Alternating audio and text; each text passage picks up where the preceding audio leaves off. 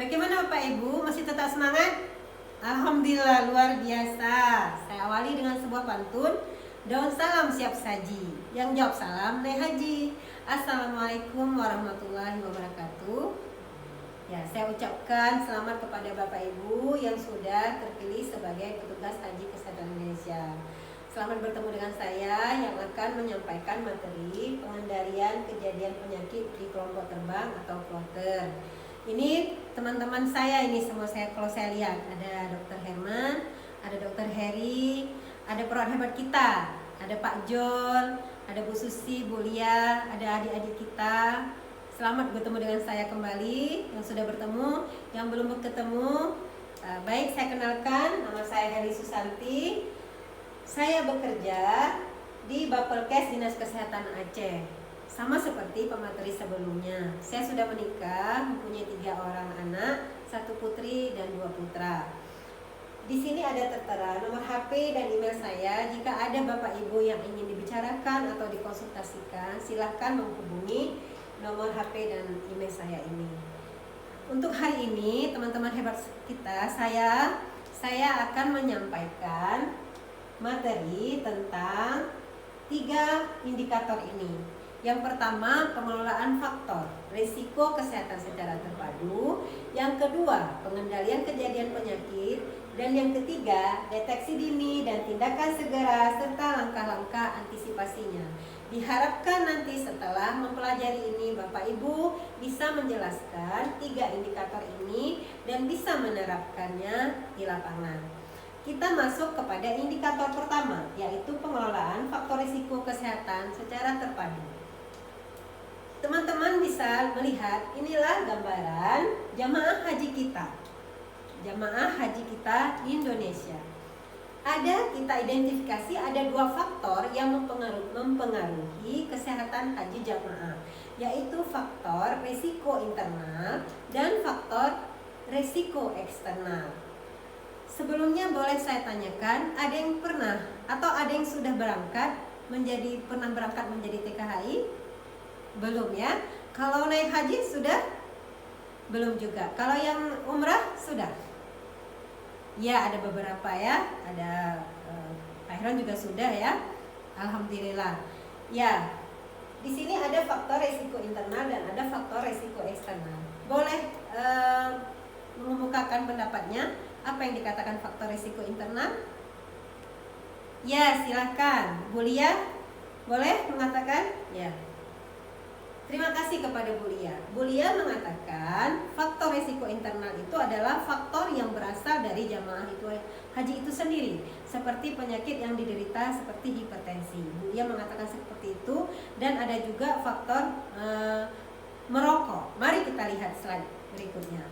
Ya, dikatakan Bu Lia tadi adalah faktor yang berasal dari jamaah haji sendiri. Ya, benar bahwa faktor risiko internal itu adalah faktor yang berasal dari jamaah haji. Contoh tadi penyakit hipertensi.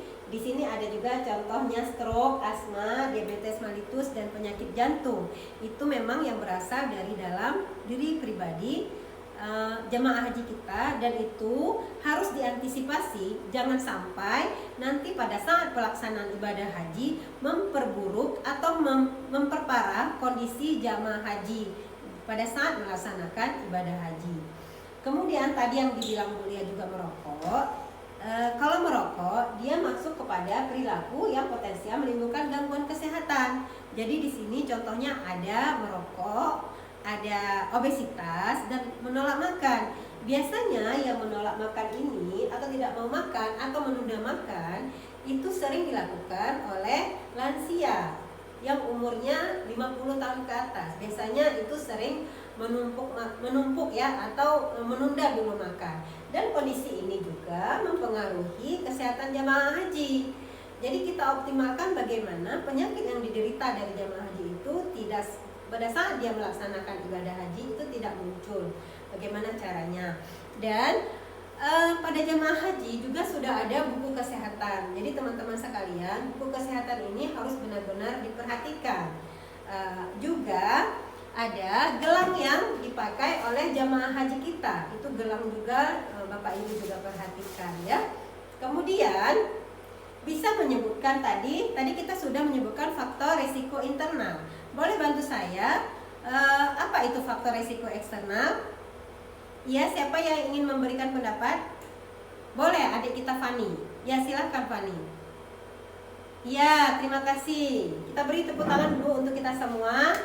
Ya, ini memang kita semua memang hebat. Baik, tadi Fani mengatakan bahwa faktor risiko eksternal adalah faktor di luar jamaah haji itu sendiri. Misalnya iklim. Mari kita lihat. Ya, benar. Iklim termasuk pada lingkungan.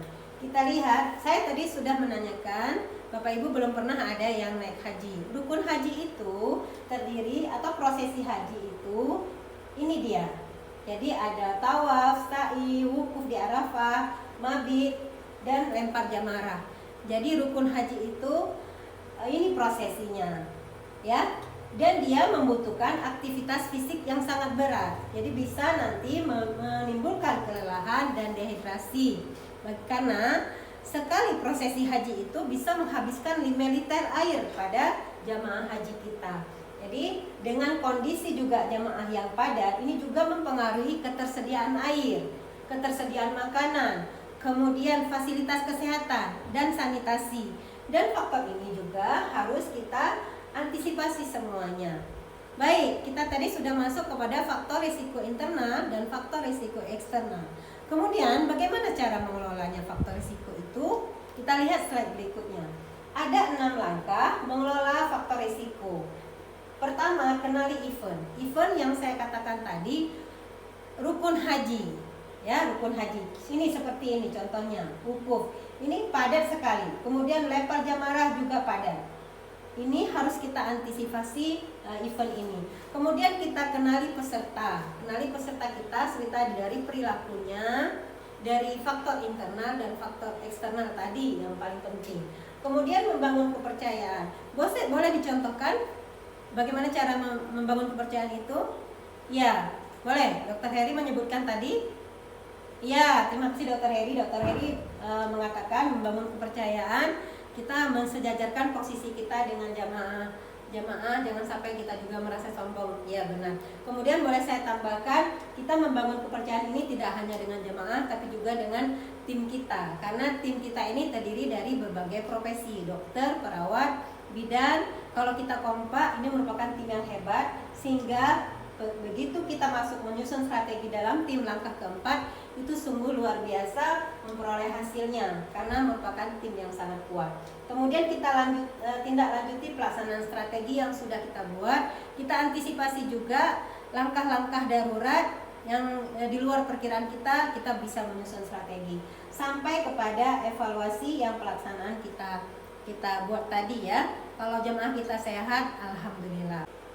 Baik teman-teman semuanya, kita sudah masuk di penghujung materi untuk indikator pertama kita. Ada yang ingin memberikan kesimpulan? Ya, silahkan Dr. Herman memberikan kesimpulan. Terima kasih. Kita beri tepuk tangan dulu sekali lagi untuk kita semua. Ya, Dr. Herman mengatakan bahwa ada 2 faktor yang mempengaruhi kesehatan jemaah haji kita, yaitu faktor internal dan faktor eksternal. Kemudian cara mengelolanya adalah 6 langkah ini. Terima kasih Bapak Ibu, kita akan break sebentar 10 menit. Nanti kita akan sambung lagi kepada indikator yang kedua. Saya harap Bapak Ibu nanti masih ingat ya semuanya sebelum kita masuk ke indikator kita yang kedua. Terima kasih Bapak Ibu. Mari kita luruskan niat kita lillahi ta'ala. Semoga yang kita lakukan bernilai ibadah. Bapak Ibu bisa mengantarkan jamaah haji kita menuju jamaah haji yang mabrur, dan otomatis itu akan berefek kepada semua teman-teman sekalian. Dan yang lebih penting juga adalah tetap aware dengan 2 faktor risiko tadi, yaitu faktor risiko internal dan faktor risiko eksternal.